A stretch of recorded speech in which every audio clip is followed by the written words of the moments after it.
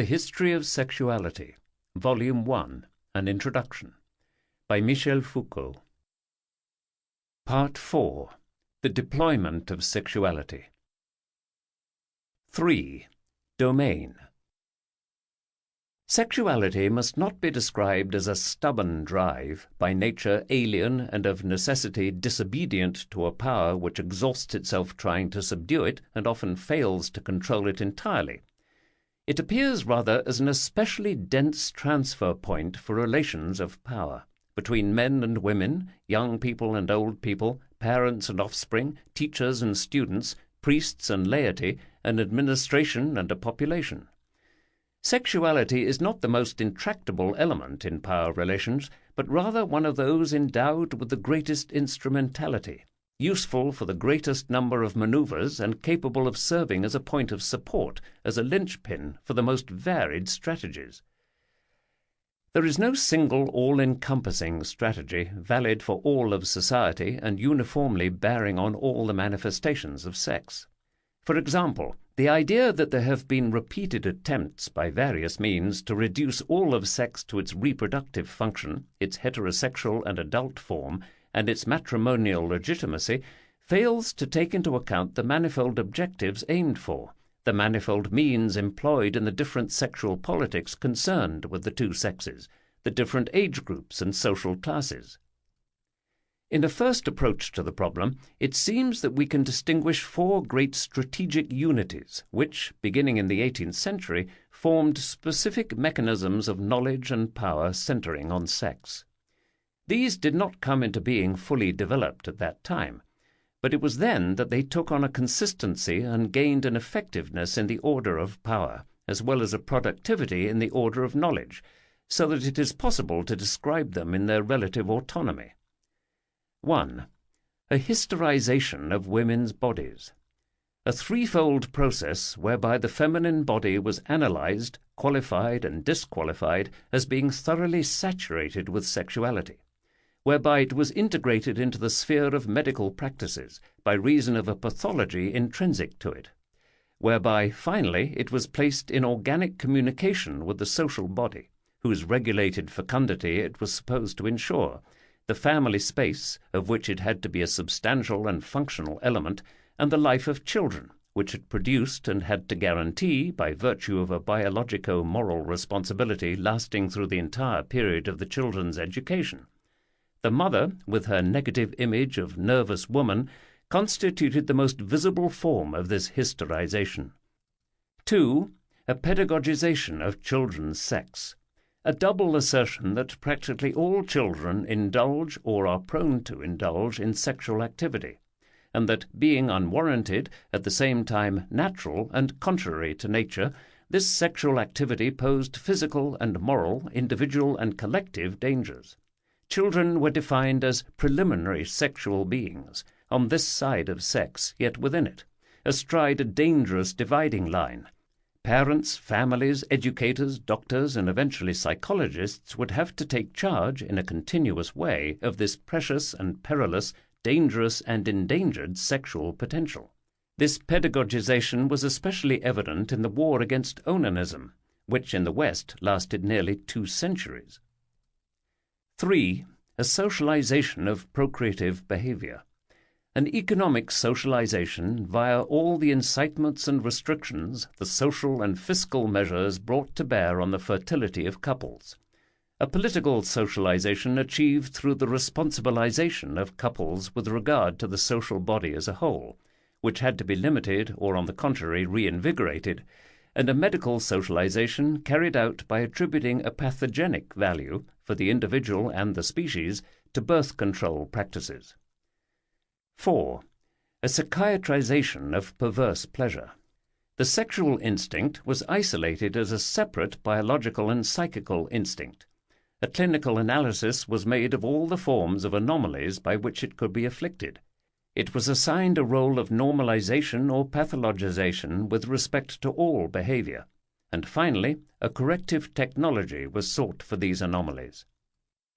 4 figures emerged from this preoccupation with sex, which mounted throughout the 19th century, 4 privileged objects of knowledge, which were also targets and anchorage points for the ventures of knowledge: the hysterical woman, the masturbating child, the Malthusian couple, and the perverse adult. Each of them corresponded to one of these strategies which, each in its own way, invested and made use of the sex of women, children, and men. What was at issue in these strategies? A struggle against sexuality? Or were they part of an effort to gain control of it, an attempt to regulate it more effectively and mask its more indiscreet, conspicuous, and intractable aspects? A way of formulating only that measure of knowledge about it that was acceptable or useful? In actual fact, what was involved, rather, was the very production of sexuality. Sexuality must not be thought of as a kind of natural given which power tries to hold in check, or as an obscure domain which knowledge tries gradually to uncover. It is the name that can be given to a historical construct, not a furtive reality that is difficult to grasp, but a great surface network in which the stimulation of bodies, the intensification of pleasures, the incitement to discourse, the formulation of special knowledges, the strengthening of controls and resistances are linked to one another in accordance with a few major strategies of knowledge and power. It will be granted, no doubt, that relations of sex gave rise in every society to a deployment of alliance, a system of marriage, of fixation and development of kinship ties, of transmission of names and possessions. This deployment of alliance, with the mechanisms of constraint that ensured its existence and the complex knowledge it often required, lost some of its importance as economic processes and political structures could no longer rely on it as an adequate instrument or sufficient support. Particularly from the 18th century onward, Western societies created and deployed a new apparatus which was superimposed on the previous one, and which, without completely supplanting the latter, helped to reduce its importance. I am speaking of the deployment of sexuality.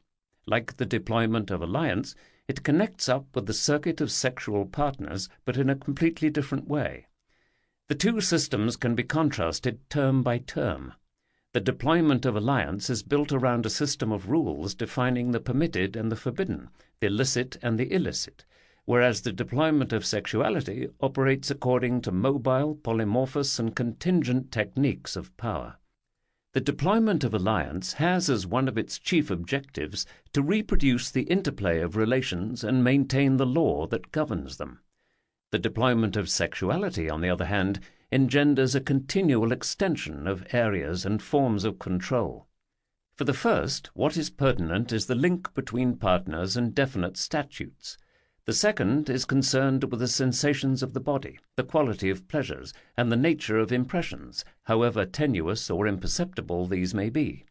Lastly, if the deployment of alliance is firmly tied to the economy due to the role it can play in the transmission or circulation of wealth, the deployment of sexuality is linked to the economy through numerous and subtle relays, the main one of which, however, is the body that produces and consumes. In a word, the deployment of alliance is attuned to a homeostasis of the social body, which it has the function of maintaining. Whence its privileged link with the law, whence, too, the fact that the important phase for it is reproduction. The deployment of sexuality has as its reason for being, not in reproducing itself, but in proliferating, innovating, annexing, creating, and penetrating bodies in an increasingly detailed way, and in controlling populations in an increasingly comprehensive way.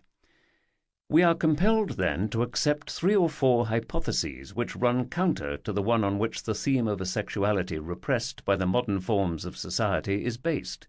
Sexuality is tied to recent devices of power. It has been expanding at an increasing rate since the 17th century. The arrangement that has sustained it is not governed by reproduction. It has been linked from the outset with an intensification of the body, with its exploitation as an object of knowledge and an element in relations of power. It is not exact to say that the deployment of sexuality supplanted the deployment of alliance. One can imagine that one day it will have replaced it, but as things stand at present, while it does tend to cover up the deployment of alliance, it has neither obliterated the latter nor rendered it useless. Moreover, historically it was around and on the basis of the deployment of alliance that the deployment of sexuality was constructed. First, the practice of penance, then that of the examination of conscience and spiritual direction, was the formative nucleus. As we have seen, what was at issue to begin with at the tribunal of penance was sex insofar as it was the basis of relations. The questions posed had to do with the commerce allowed or forbidden, adultery, extramarital relations, relations with a person prohibited by blood or statute, the legitimate or illegitimate character of the act of sexual congress. Then, coinciding with the new pastoral and its application in seminaries, secondary schools, and convents, there was a gradual progression away from the problematic of relations toward a problematic of the flesh, that is, of the body, sensation, the nature of pleasure, the more secret forms of enjoyment or acquiescence. Sexuality was taking shape, born of a technology of power that was originally focused on alliance. Since then, it has not ceased to operate in conjunction with a system of alliance on which it has depended for support. The family cell, in the form in which it came to be valued in the course of the 18th century, made it possible for the main elements of the deployment of sexuality, the feminine body, infantile precocity, the regulation of births, and to a lesser extent, no doubt, the specification of the perverted, to develop along its two primary dimensions, the husband-wife axis and the parents-children axis. The family, in its contemporary form, must not be understood as a social, economic, and political structure of alliance that excludes or at least restrains sexuality, that diminishes it as much as possible, preserving only its useful functions. On the contrary, its role is to anchor sexuality and provide it with a permanent support. It ensures the production of a sexuality that is not homogeneous with the privileges of alliance, while making it possible for the systems of alliance to be imbued with a new tactic of power which they would otherwise be impervious to. The family is the interchange of sexuality and alliance. It conveys the law and the juridical dimension in the deployment of sexuality, and it conveys the economy of pleasure and the intensity of sensations in the regime of alliance. This interpenetration of the deployment of alliance and that of sexuality in the form of the family allows us to understand a number of facts. That since the 18th century the family has become an obligatory locus of affects, feelings, love. That sexuality has its privileged point of development in the family. That for this reason sexuality is incestuous from the start. It may be that in societies where the mechanisms of alliance predominate, prohibition of incest is a functionally indispensable rule. But in a society such as ours, where the family is the most active site of sexuality, and where it is doubtless the exigencies of the latter which maintain and prolong its existence, incest, for different reasons altogether, and in a completely different way, occupies a central place. It is constantly being solicited and refused. It is an object of obsession and attraction, a dreadful secret and an indispensable pivot. It is manifested as a thing that is strictly forbidden in the family, insofar as the latter functions as a deployment of alliance. But it is also a thing that is continuously demanded in order for the family to be a hotbed of constant sexual incitement. If for more than a century the West has displayed such a strong interest in the prohibition of incest, if more or less by common accord it has been seen as a social universal and one of the points through which every society is obliged to pass on the way to becoming a culture, perhaps this is because it was found to be a means of self-defense, not against an incestuous desire, but against the expansion and the implications of this deployment of sexuality which had been set up, but which, among its many benefits, had the disadvantage of ignoring the laws and the juridical forms of alliance. By asserting that all societies without exception, and consequently our own, were subject to this rule of rules, one guaranteed that this deployment of sexuality, whose strange effects were beginning to be felt, among them the effective intensification of the family space, would not be able to escape from the grand and ancient system of alliance. Thus the law would be secure, even in the new mechanics of power. For this is the paradox of a society which, from the 18th century to the present, has created so many technologies of power that are foreign to the concept of law. It fears the effects and proliferations of those technologies and attempts to recode them in the forms of law. If one considers the threshold of all culture to be prohibited incest, then sexuality has been, from the dawn of time, under the sway of law and right. By devoting so much effort to an endless reworking of the transcultural theory of the incest taboo, anthropology has proved worthy of the whole modern deployment of sexuality and the theoretical discourses it generates. What has taken place since the 17th century can be interpreted in the following manner. The deployment of sexuality, which first developed on the fringes of familial institutions, in the direction of conscience and pedagogy, for example, gradually became focused on the family. The alien, irreducible, and even perilous effects it held in store for the deployment of alliance. An awareness of this danger was evidenced in the criticism often directed at the indiscretion of the directors, and in the entire controversy which occurred somewhat later over the private or public, institutional or familial education of children, were absorbed by the family, a family that was reorganized, restricted no doubt, and in any case intensified in comparison with the functions it formerly exercised in the deployment of alliance. In the family, parents and relatives became the chief agents of a deployment of sexuality which drew its outside support from doctors, educators, and later psychiatrists, and which began by competing with the relations of alliance, but soon psychologized or psychiatrized the latter. Then these new personages made their appearance: the nervous woman, the frigid wife, the indifferent mother, or worse, the mother beset by murderous obsessions, the impotent, sadistic, perverse husband, the hysterical or neurasthenic girl, the precocious and already exhausted child, and the young homosexual who rejects marriage or neglects his wife. These were the combined figures of an alliance gone bad and an abnormal sexuality. They were the means by which the disturbing factors of the latter were brought into the former, and yet they also provided an opportunity for the alliance system to assert its prerogatives in the order of sexuality. Then a pressing demand emanated from the family, a plea for help in reconciling these unfortunate conflicts between sexuality and alliance, and, caught in the grip of this deployment of sexuality which had invested it from without, contributing to its solidification into its modern form, the family broadcast the long complaint of its sexual suffering to doctors, educators, psychiatrists, priests, and pastors, to all the experts who would listen. It was as if it had suddenly discovered the dreadful secret of what had always been hinted at and inculcated in it.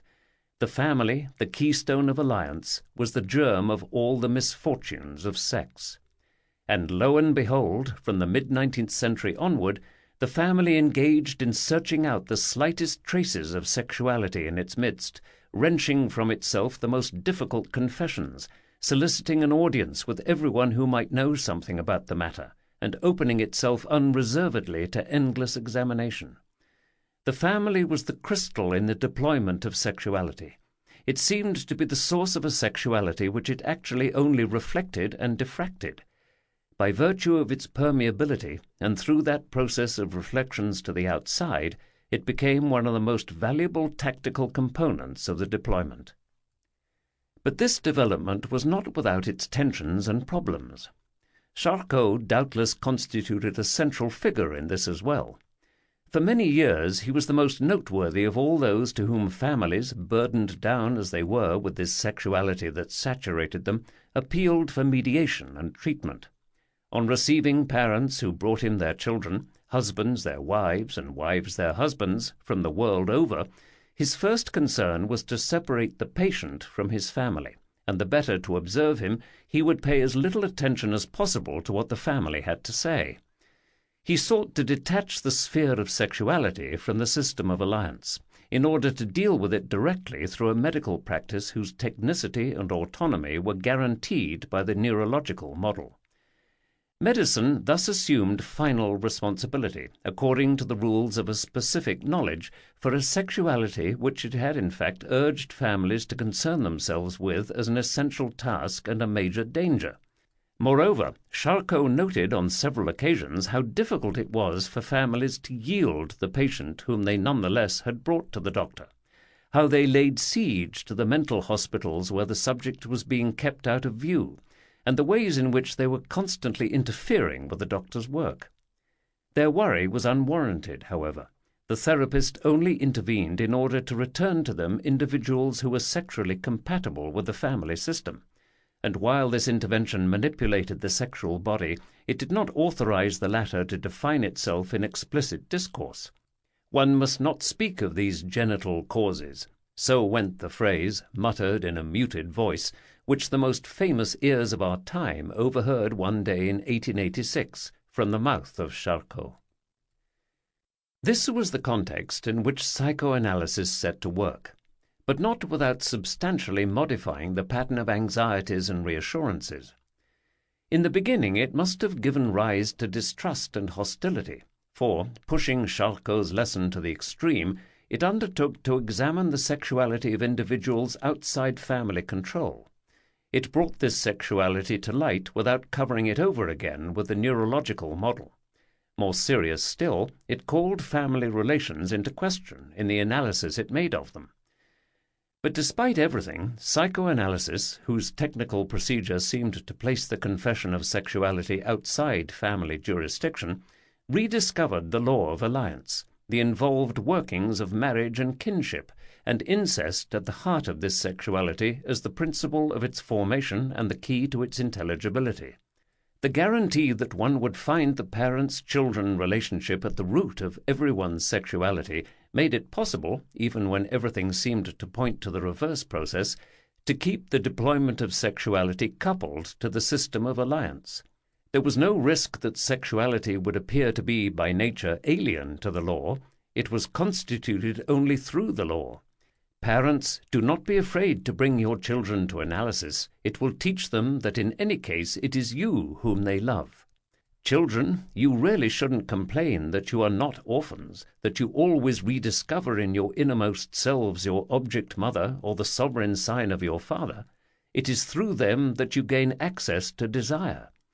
Whence, after so many reticences, the enormous consumption of analysis in societies where the deployment of alliance and the family system needed strengthening. For this is one of the most significant aspects of this entire history of the deployment of sexuality. It had its beginnings in the technology of the flesh in classical Christianity, basing itself on the alliance system and the rules that governed the latter. But today it fills a reverse function, in that it tends to prop up the old deployment of alliance. From the direction of conscience to psychoanalysis, the deployments of alliance and sexuality were involved in a slow process that had them turning about one another until, more than 3 centuries later, their positions were reversed. In the Christian pastoral, the law of alliance codified the flesh which was just being discovered and fitted it into a framework that was still juridical in character.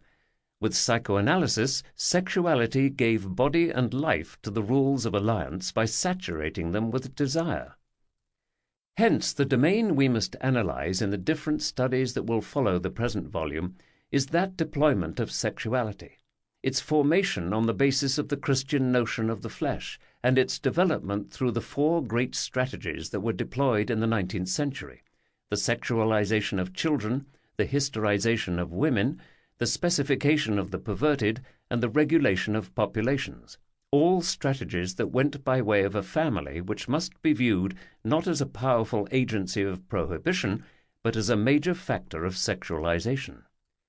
The first phase corresponded to the need to form a labor force, hence to avoid any useless expenditure, any wasted energy, so that all forces were reduced to labor capacity alone, and to ensure its reproduction, conjugality, the regulated fabrication of children.